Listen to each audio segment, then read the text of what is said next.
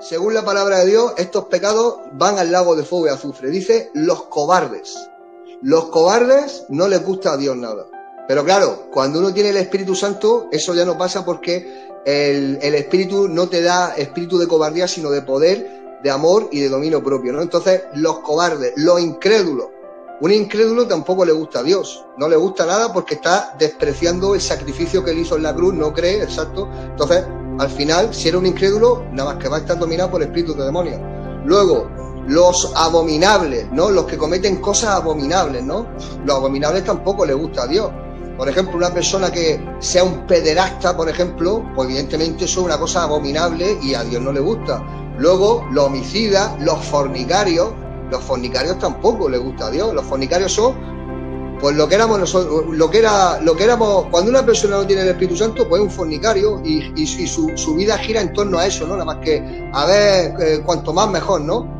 Ese pecado tampoco le gusta al Señor. Entonces, las drogas, por ejemplo, las drogas tampoco le gusta al Señor porque estás contaminando tu cuerpo y de hecho las drogas, yo sé que hay mucha apología de que si tomas esta sustancia vas a tener contacto con los espíritus de no sé cuánto. Sí, es verdad, vas a tener contacto con los espíritus, pero no con espíritus buenos precisamente, aunque la experiencia que te den sea agradable, porque a los demonios también les gusta que cuando la gente hace, por ejemplo, ese tipo de cosas como comer setas, comer mescalina o comer cosas de esas, los espíritus malignos hacen que esa gente tenga experiencias que flipen, ¿no? Así como se dice en nuestra tierra, que flipen, ¿no? Para que vuelvan a seguir haciéndolo porque los demonios están absorbiendo la energía mientras que están haciendo esas cosas, ¿no? Entonces, la única manera para saber lo que es pecado y lo que no es pecado es muy fácil, leerse sobre todo el Nuevo Testamento. Claro, es que eso es una trampa muy atractiva. Eso es una trampa muy atractiva. La trampa más atractiva que le hacen los demonios al ser humano es hacerles creer que por ti mismo vas a ser salvo, tú mismo te vas a autosanar y todas esas cosas. Eso le encanta. A mí eso también me gustaba antes, ¿no? Antes, cuando no tenía el espíritu, esas cosas me parecían muy atractivas, ¿no? De hecho, yo me sé todas las teorías de la nueva era y todas esas cosas me las sé. Y entonces, claro, eso es muy atractivo, ¿no? Pero si uno se da cuenta, eso es ponerte a ti por encima de el que te hace falta de verdad. Y entonces volvemos otra vez a lo mismo. El que te hace falta de verdad, el que te va a limpiar, el que te va a sanar, el que te va a hacer que estés vibrando alto, el que te va a dar la sabiduría para comprender absolutamente todas las cosas, solamente es uno. Y es Dios.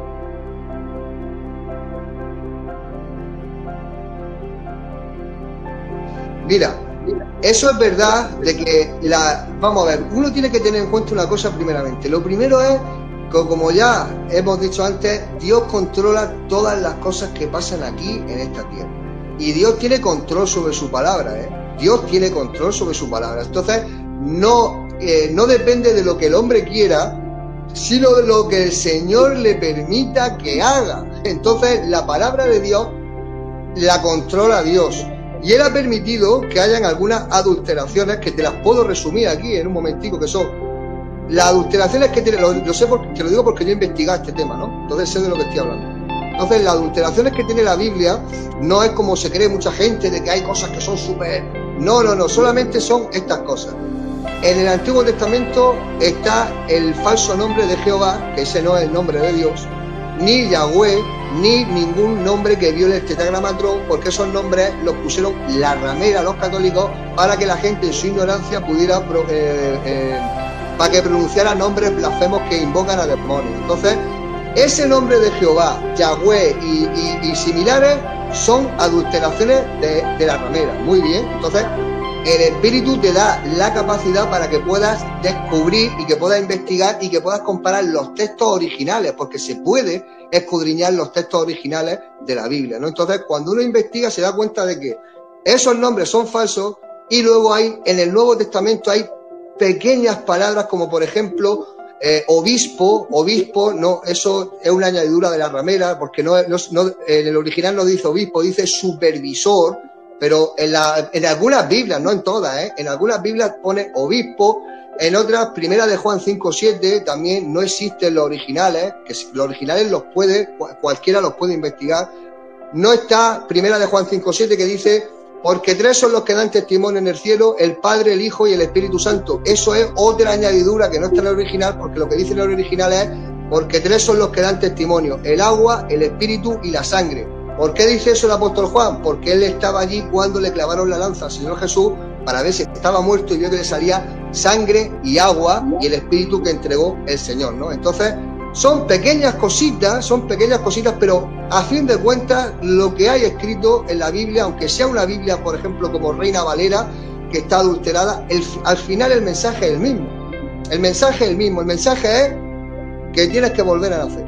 Tienes que volver a nacer. ¿Qué significa eso? Que te tienes que despojar del viejo hombre, de las cosas que uno hace que son pecados y hay un camino. ¿Qué camino es? El Señor Jesús, acéptalo, habla con Él, pídele que te dé el Espíritu Santo y el Señor se te manifiesta en misterio. Dios es tan sencillo y la gente se quiere complicar la vida buscándolo pues de métodos dispares, muy exóticos, algunos muy atrayentes, muy así como místicos, pero es tan fácil como hablar con Él, así de fácil, y leer su palabra, porque también has dicho, ¿por qué Dios no coge y habla?